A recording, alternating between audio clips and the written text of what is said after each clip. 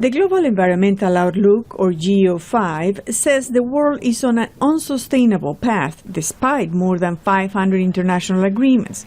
And scientific evidence says Earth systems are being pushed towards their limits. Amy Frankel directs the UN's environmental program in North America.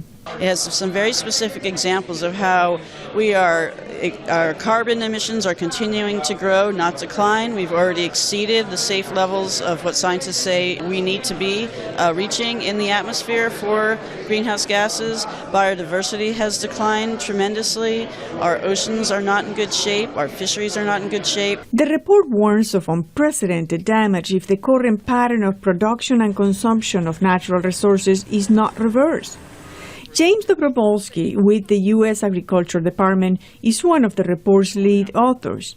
He says population growth, urbanization, unsustainable consumption, and the use of fossil fuels for energy all cause environmental change. GEO5 reports that 4.9 million deaths were attributable to environmental exposure to chemicals in 2004. That's from the World Health Organization.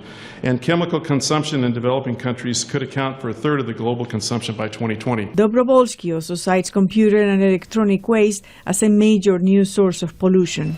Estimated at 20 to 50 million tons per year, e-waste has been identified as one of the really important emerging issues in GEO5.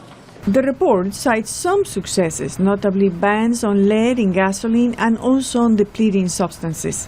Political challenge is to get that message across so that even in financial difficult times, dealing with the environment is not an afterthought. It's something that we do right now. Frankel says there is an urgent need for a green economy, and that's the message to the Rio +20 conference.